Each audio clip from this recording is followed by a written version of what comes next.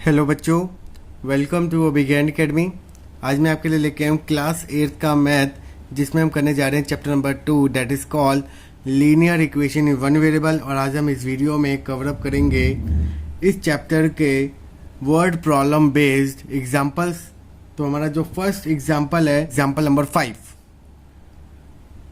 what should be added to twice the rational number -7/3 to get 3/7। सबसे पहले मैं आपको क्वेश्चन समझाता हूँ कि वर्ड प्रॉब्लम कभी भी आए तो उसको क्वेश्चन को इजीली कैसे करें। इसके लिए आपको क्वेश्चन को समझना बहुत ज़रूरी है। वो कह रहा है कि मैं कौन सा नंबर ऐड करूँ कब, जब मैं -7/3 को क्या कर रहा हूँ, डबल कर रहा हूँ, तब वो मेरा नंबर बन जाता है 3/7। सबसे पहले जो नंबर आपने इसमें ऐड करना है तो उस नंबर को हमने क्या x। तो यहाँ पर अगर मैं लिखूं तो यहाँ पर मैंने लिख दिया लेट द नंबर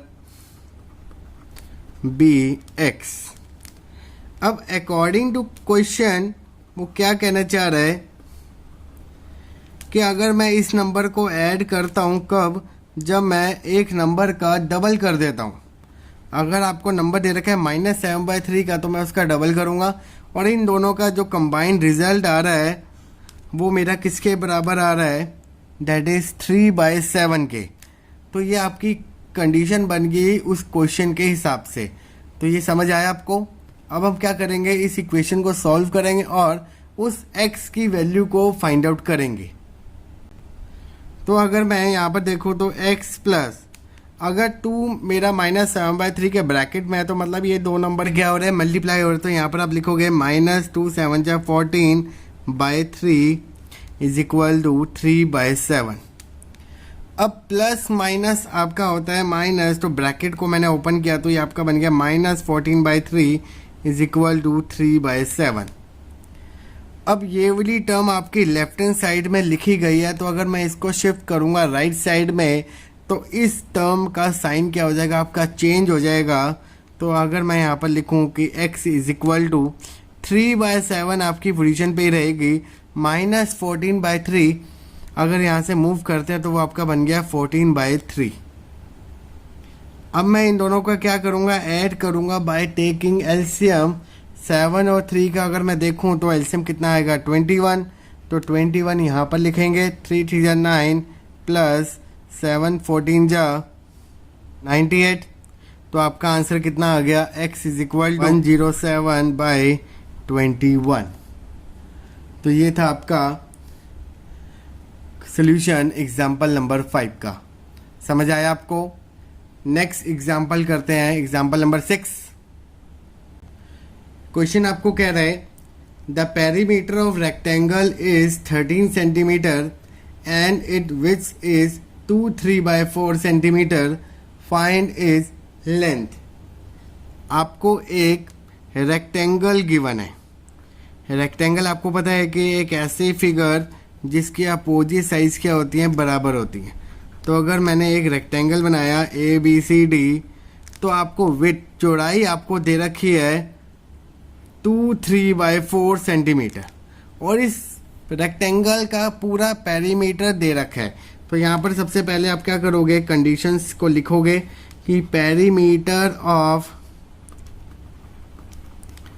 रेक्टेंगल आपको गिवन है 13 सेंटीमीटर और विड्थ आपको गिवन है, विड्थ मतलब AD की वैल्यू आपको गिवन है 2 3/4 सेंटीमीटर।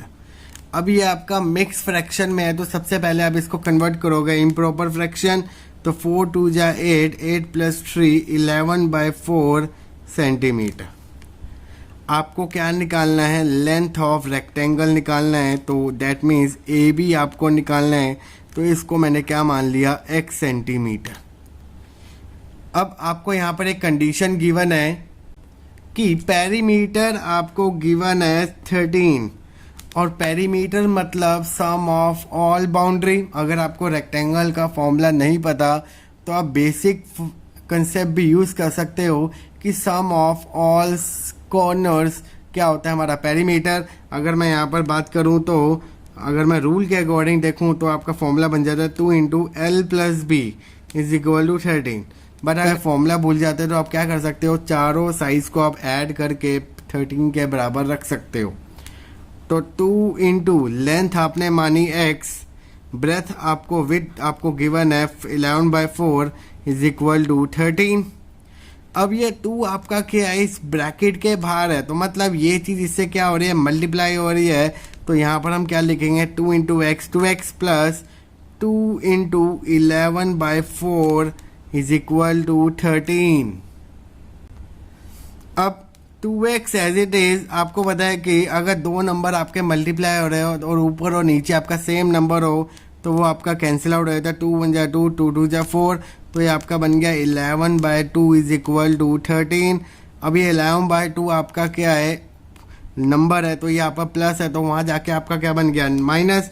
तो अगर मैं यहाँ पर लिखूँ कि 2x is equal to 13 minus 11/2, 13 के नीचे क्या लिखा हुआ है 1, इसके नीचे 11/2, तो इसको सबसे पहले हम क्या करेंगे, एलसीएम लेंगे।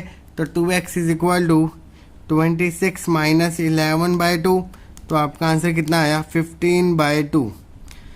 बट यहाँ पर क्या है, 2x है, तो 2 यहाँ मल्टीप्लाई है, तो वहाँ जाके डिवाइड, तो आपकी x की वैल्यू क्या बन गई, 15/2 इंटू 2 4, तो आपका बन गया 15/4 सेंटीमीटर।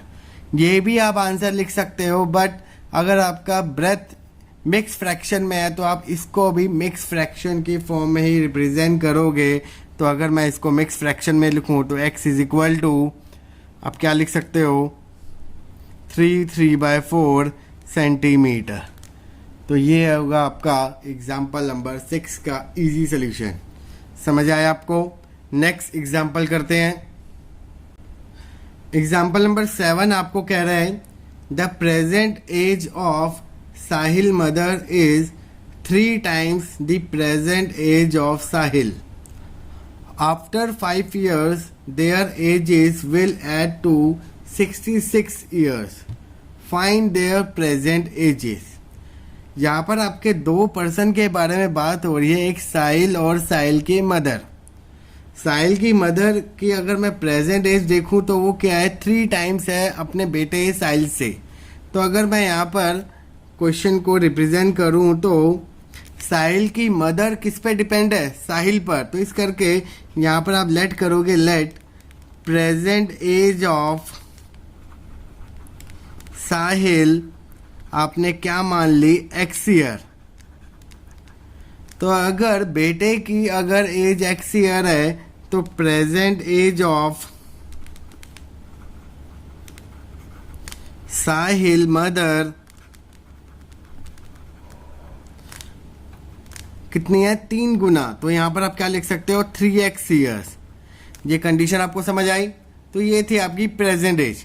अब यहाँ पर आप उसने बोला कि आफ्टर 5 ईयर्स, आफ्टर 5 साल बाद। तो अगर मैं 5 साल बाद बात करूँ तो अभी आपकी करंटली एज क्या है, x। तो अगर 5 साल बाद बात करूँगा तो साहिल की एज कितनी हो जाएगी, x + 5 हो जाएगी। जैसे फॉर एग्जाम्पल अगर अभी आपकी एज 10 ईयर्स है तो 5 साल बाद आपकी कितनी एज हो जाएगी, 10 + 5 दैट इज इक्वल टू 15।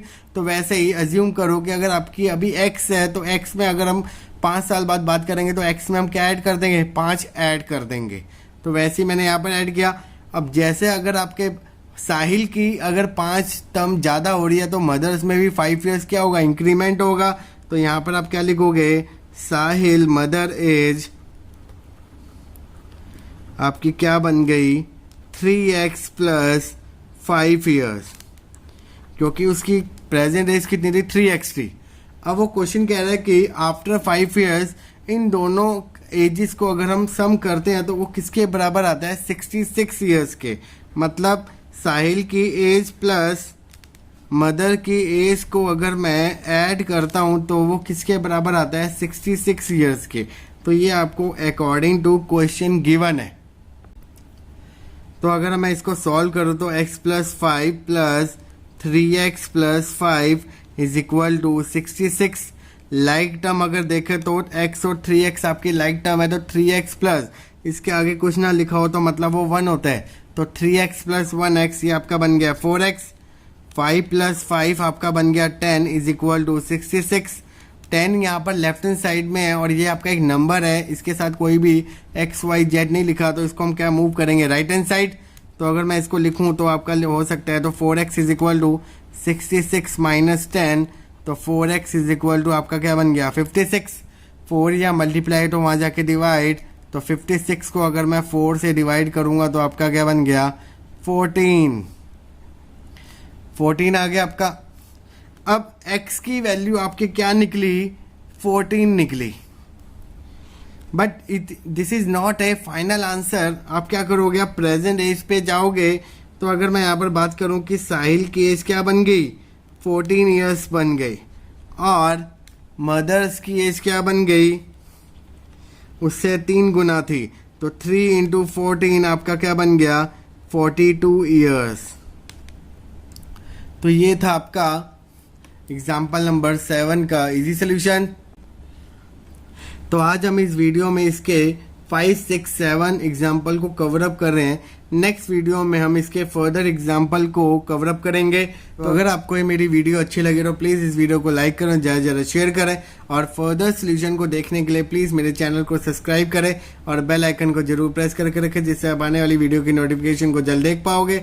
तो मेरे साथ बने रहें and keep watching my video. Thank you.